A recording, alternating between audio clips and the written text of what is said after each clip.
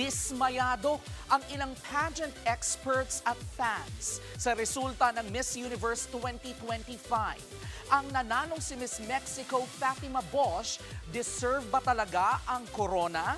Nasa frontline ng balitang yan, si News 5 Entertainment Correspondent Von Belinario.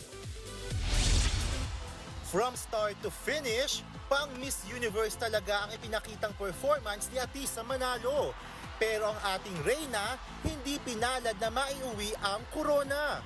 Sa Impact Arena, Thailand, itinanghal na Miss Universe 2025 si Miss Mexico Fatima Bosch.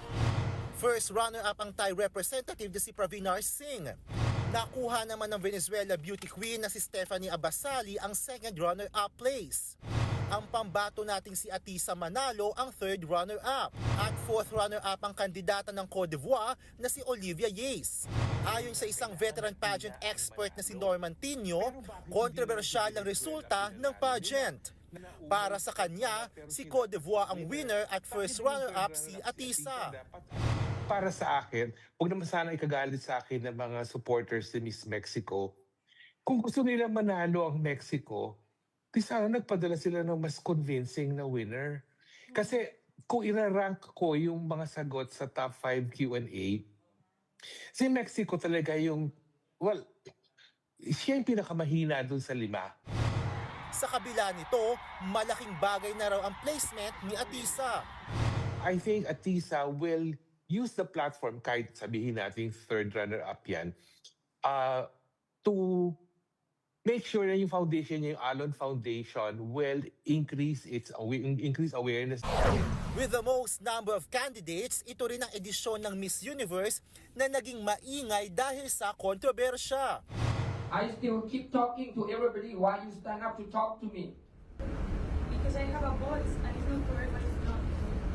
If you have a problem, you are not respecting me as a woman. What? Mama, why you stand up? Because I... Where's the gun? Security. Sa sashing ceremony nitong November 4, nagkasagutan sina Miss Mexico Fatima Bosch at Miss Universe Thailand National Director na Wat Itzaragrisil. Nauwi ito sa pag-walkout ng mga kandidata. Nag-public apology naman si Wat kalaunan. Hanggang sa mag-step in na nga ang pamunuan ng Miss Universe Organization. Pinagbawalan si Wat na makilahok pa sa mga aktibidad ng pageant. Sa isa pang event, napaiyak pa nga si Wat sabay hingi ng sorry sa publiko. Pero hindi yan tinanggap ng mga netizen. Dapat daw kasi personal na mag-sorry si Wat kay Miss Mexico. And just hours after makoronahan si Miss Mexico, nag-post ang Miss Universe judge na nag-resign ilang araw bago ang coronation day. Say ni Omar, fake winner si Miss Mexico dahil dinaya raw ang resulta ng pageant. Sinadya umano ang panalo ni Bosch dahil magkasosyo ang kanyang ama at ang Miss Universe Organization co-owner na si Raul Rocha. Wala pang pahayag ang organisasyon sa aligasyong ito. Sa pagkapanalo ni Miss Mexico, marami tuloy ang napatanong.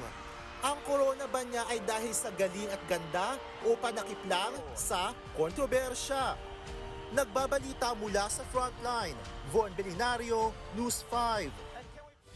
Ito pa nga, halatang dismayado rin sa resulta ng Miss Universe 2025 ang ilang Pinoy beauty queens. Hirit nga ni 2011 Miss Universe third runner-up Shamsi Supsup. Tila baliktad daw ang inanunsyong winners. Para naman kay Miss Universe Philippines 2023 Michelle D, there's something fishy sa resulta.